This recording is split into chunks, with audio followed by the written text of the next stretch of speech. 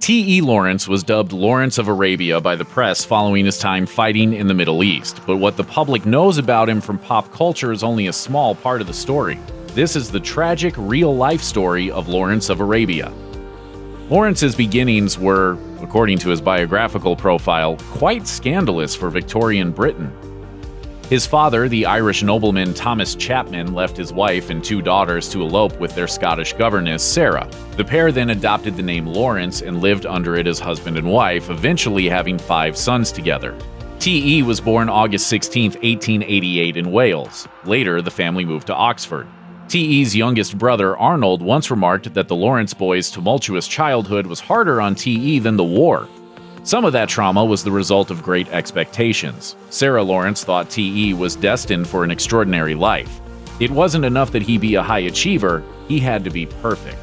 Eventually, T.E. moved out of the family home and into a cottage at the edge of the property. Lawrence thrived as a student, first in high school and later at Oxford, where he studied history and wrote his thesis on Crusader castles. When World War I broke out, Lawrence was on an archaeological dig in Syria. The British Army assigned him to the map-making department in Cairo, where, again, Lawrence distinguished himself. A desk job wasn't enough for the driven Lawrence. He was anxious to do more, especially after his brothers, Will and Frank, were killed in action on the Western Front. According to this survey of Lawrence's life, losing Will and Frank was one of his main motivations for joining the Arab revolt against Turkish forces in 1919. He felt horribly guilty that his brothers had sacrificed their lives for the cause of freedom and wanted to be part of history rather than just a witness to it. I deem him one of the greatest beings alive in our time. We shall never see his like again. In 1916, Arabs living in the Hijaz region of what is now Saudi Arabia launched a revolt against the oppressive practices of the Ottoman Empire. Because the Ottoman Empire had aligned itself with Germany, the British took the side of the Arabs, sending T.E. Lawrence to the conflict zone to act as a liaison officer to Prince Faisal, the son of Sharif Hussein of Mecca.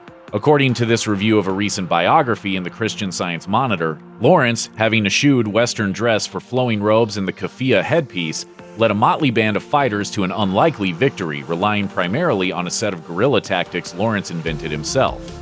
His battlefield heroics caught the attention of the American journalist Lowell Thomas, who, as this PBS piece details, saw in Lawrence a dashing matinee idol sure to capture the public's imagination.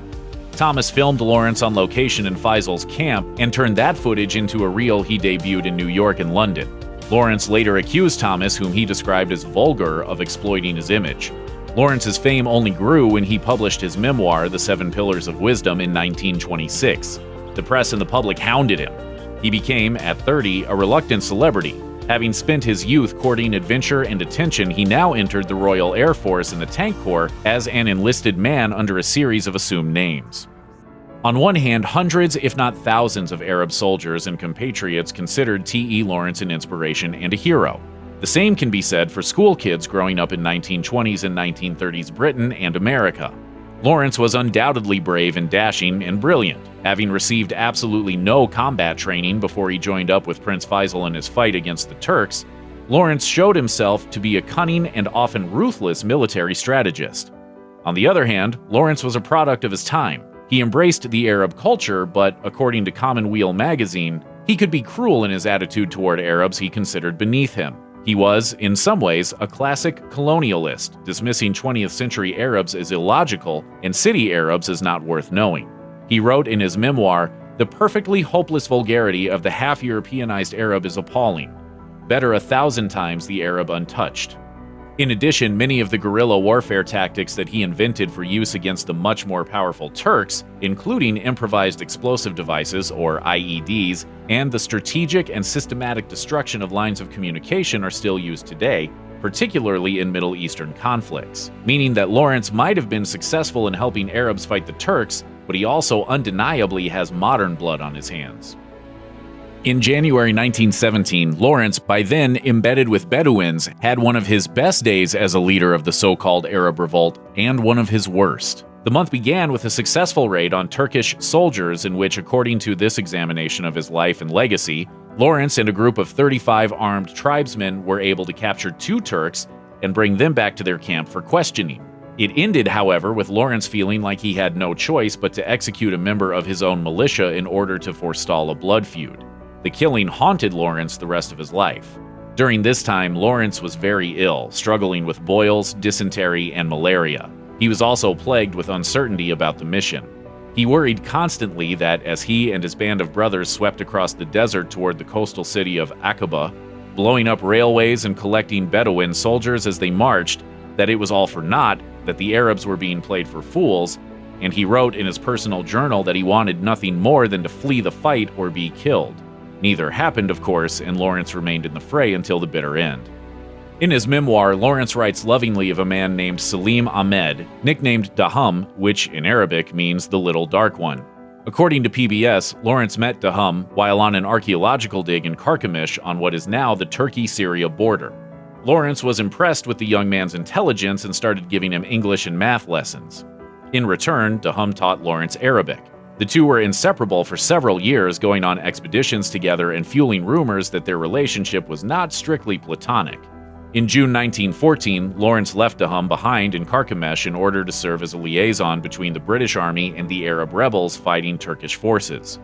4 years later, while Lawrence prepared for the pivotal battle for Damascus, he heard that Dahum had died of typhus during a famine that wiped out thousands of lives in 1916 and 1917. When all the fighting was over and Lawrence was back in his native Britain, he dedicated the 7 pillars to S.A., whom most scholars believe was Salim Ahmed. And Lawrence prefaced the book with a poem in which he claims that his stint as a soldier was always motivated by his love for S.A., writing, "I loved you so I drew these tides of men into my hands and wrote my will across the stars to earn you freedom."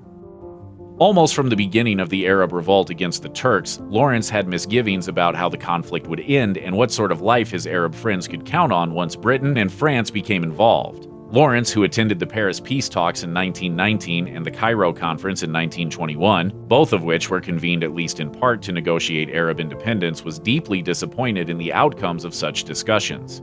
Rather than hammer out the details of a peace agreement with Arabs in good faith, British and French dignitaries simply divvied the Middle East up between them.